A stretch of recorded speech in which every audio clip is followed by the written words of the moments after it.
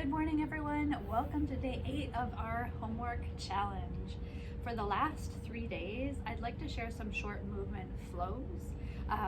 We've been working kind of on movement principles up until now, and I want to give you a short sequence that you can kind of flow through. Today, I'll be doing sun salutations with some modifications. Sun salutations feel so amazing, but really almost all of us need little tweaks and twists here and there. So you're going to start in Tadasana. I will turn in a moment. I'm just going to show you that in Tadasana, I prefer my feet hip distance apart. Like if you go to a really traditional Hatha yoga class, they will often tell you feet together. For most of us, that's a little bit of compression in the low back. I've always done it with my feet apart because that never felt just right to me, because this is how we walk through the world, right? So narrowing our base didn't feel right. So I'm going to turn so that you can see the whole sequence here. My feet are hip distance apart. I'm really grounding down. I'm taking a big inhale to reach my arms all the way overhead. And as I exhale, I'm coming into a forward fold, seeing how far I can come with my flat back. I've kind of preemptively bent my knees because my hamstrings are tight. So I know that I'm putting a little bit of release through my hamstrings is going to help me keep my back flat, especially as I fall forward over my legs. There is a really awesome hamstring stretch in there anyway. And I'm breathing into the stretch. And I'm just staying over for like 2 or 3 deep breaths here. Your knees may be more bent than mine. Your knees may be less bent than mine. But what's most important is that you're listening to this feeling of heaviness, of letting your upper back fall forward over your leg. And then I'm planting my hands in the ground. I'm keeping my shoulders over my hands, and I'm stepping one leg back to plank and then the other. And if this is as far as you get today, that's fantastic. You can go ahead and just walk your feet back in. Lift your back halfway, hands on your legs.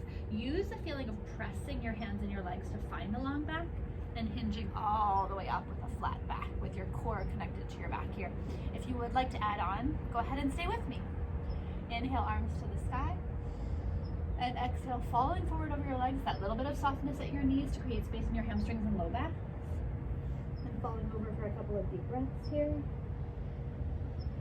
If you would like to add the halfway lift just to remind your spine to be long, go for it. Not necessary.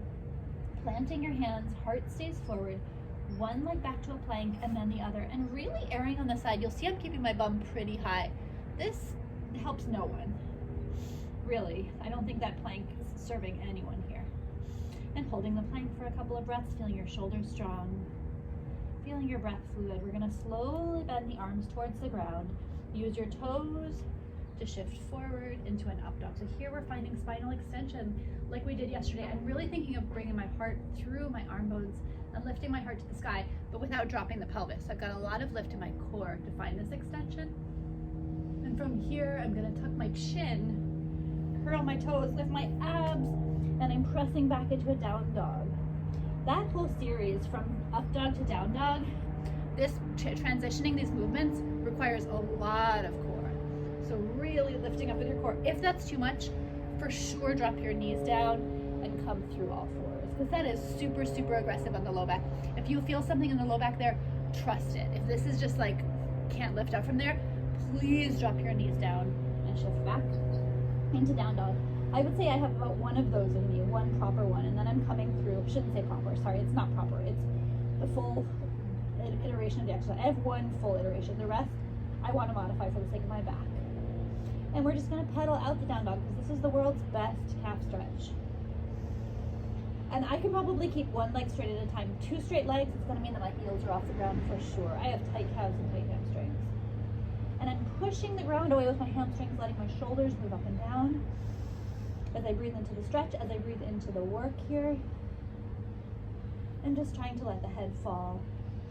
And of course, especially if you're an experienced yogi, you know there's so much you can add on from here.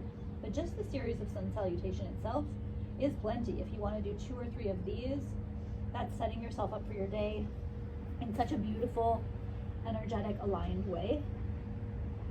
And halfway lifting. And again, with your core strong, coming all the way up. So I really hope that's something that resonates with you. I hope that my modifications are helpful. Please do let me know as always, and I will be back with another flow tomorrow.